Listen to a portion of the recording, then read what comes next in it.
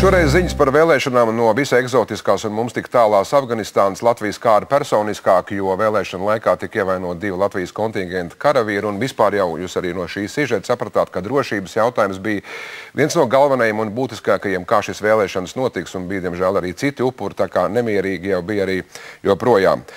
Pāris dienas pirms pašām, varētu pat teikt, vēlēšanām Afganistānā viesojās mūsu raidījuma filmēšanas grupu, un tāpēc mēs piedāvājam ekskluzīvu reportāžu par to, kā sabiedroto karaspēks un jo īpaši latviešu karavīri arī palīdzēja nodrošināt vēlēšanu norisi Afganistānā.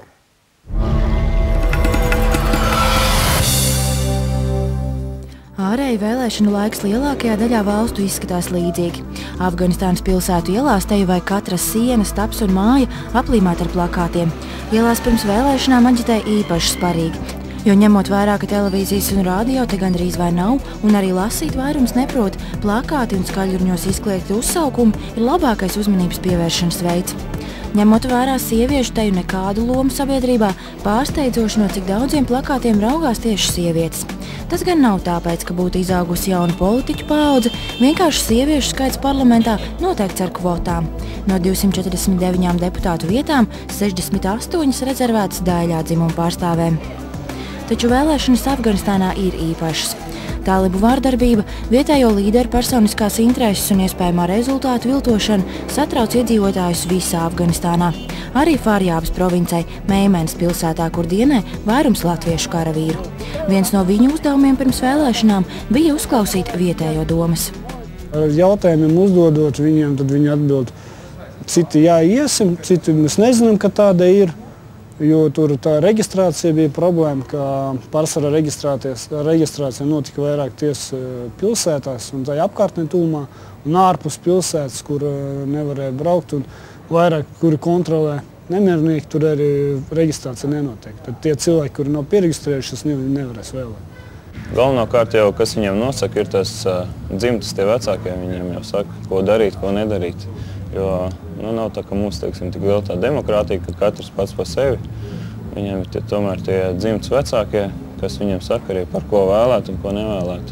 Loģiski, ka viņi zina, ka korumpētības līmenis ir augsts, un tas viņus visvairāk biedē. Un attiecīgais cilvēks tiks iekšā, viņš domās visticamāk par sevi, par savu ģimeni, un loģiski, ka tā province jau būs mazsvarīga viņam. Tiekoties ar vietējiem iedzīvotājiem Meimenā un pat kādā tālākā ciemā, kur latviešu karavīri devās noskaidrot, vai nemiernieki nav mēģinājuši draudēt vietējiem, secinājām, ka lai arī izvēlētie kandidāti ir dažādi, vēlmes ir līdzīgas visiem.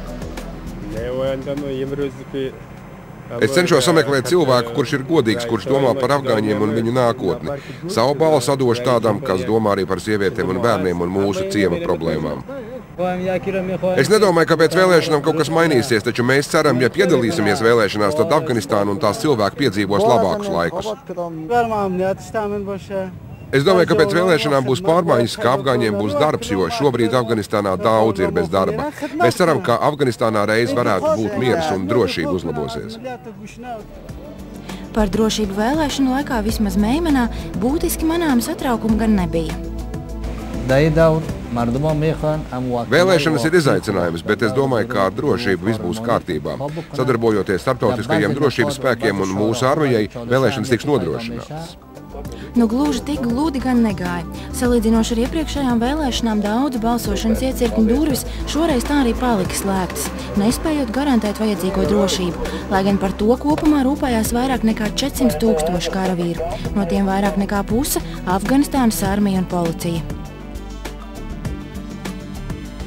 Situācija Afganistānā vēlēšanu laikā ir gan nervozāka, gan bīstamāka. Kaut vai šis gadījums. Šobrīd mēs atrodamies pie viena no galvenajiem policijas iecirkņiem Meimenā.